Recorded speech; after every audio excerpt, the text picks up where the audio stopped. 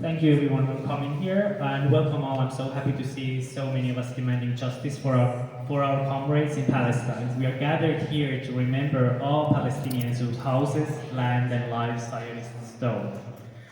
To commemorate the past and ongoing injustice of Nakba, sorry, that was not a full sentence. Leader of the world want to close our eyes and forget, but we refuse. We demand change. Thank you for coming today to occupy this hall, this part of a web of pillars that sustain the violent Zionist project in Palestine by a temporary occupying power that is sometimes referred to as Israel.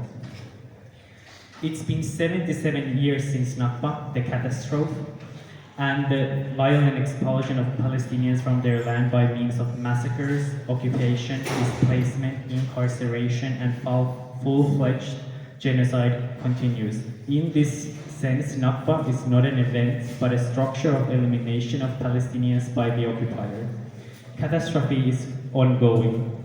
The barbarity of occupier knows no bounds. In the West Bank, Israel is escalating the amount of raids while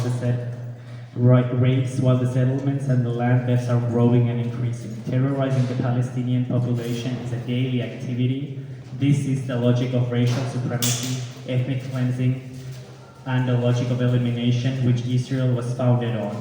We are faced with the long-term steadfastness of resistance, sumud of Palestinians, but also with ever-growing urgency of genocide in Gaza.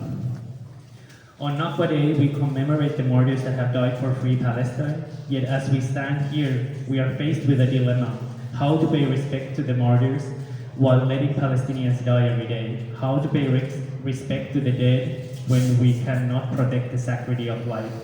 Now we will have 1 minute of silence to commemorate the martyrs of Palestine.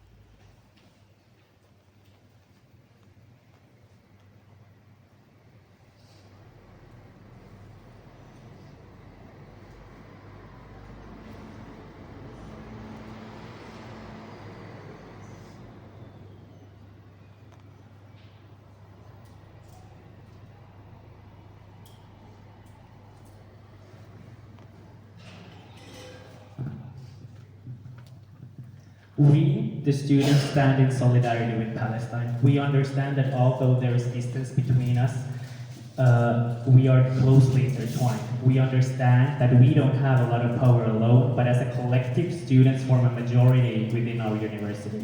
During this last year of organizing, it has become more and more clear how the few in the university leadership and management use various tactics to silence us and to remain actionless in the face of this genocide. Justice delayed is justice denied, and Palestinians have been denied justice for 77 years. So the time to act is now. We know that we have moral duty, legal obligation, and political will to take a stance and action against genocide, settler colonialism, illegal occupation, and apartheid. We understand that the ties our institution has to the occupation and genocide, and we understand that these old and stiff institutions are not only unable, but unwilling to cut ties to genocide. We understand that only through collective action we can force these rigid structures to bend towards the justice and transform the beautiful yet hollow declarations of human rights.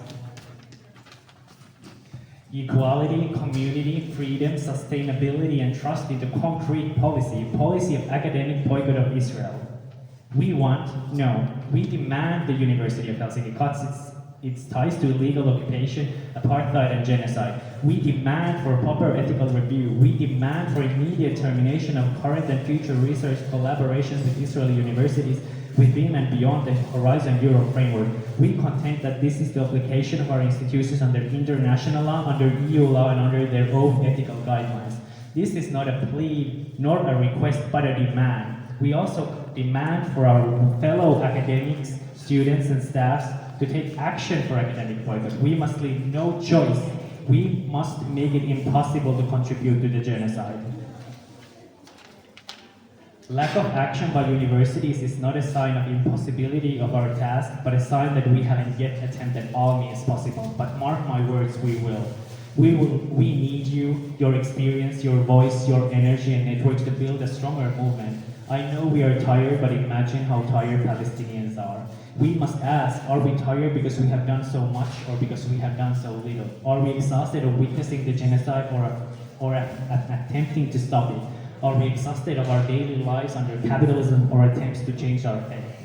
I know we feel powerless, and that is what we are supposed to think. But power will not be passed to us by higher power, nor will it surrendered by the powerful. It will not come to us in a form of magical artifact, nor by a bite of radioactive spider. Power must be cultivated, and we must cultivate it together.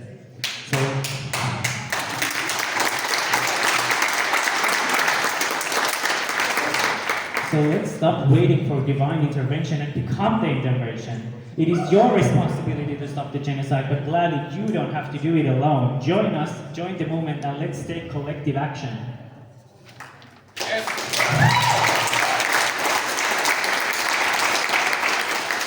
What we need is action, collective actions towards justice and free Palestine, towards collective liberation, not only for Palestinians, but also for ourselves. But fighting for Palestine, we let Palestinians to liberate us.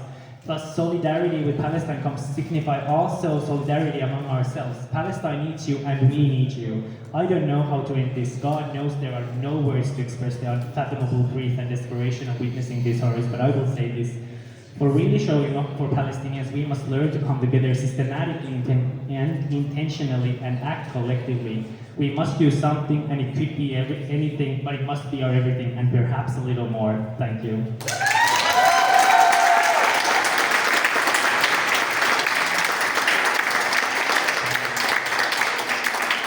And now we can make the colonial institution tremble. Free, free Palestine! Free, free Palestine! Free, free Palestine! Free, free Palestine! Free, free Palestine! Free, free Palestine! And one more. Free, free Palestine! Free, free Palestine! Thank you.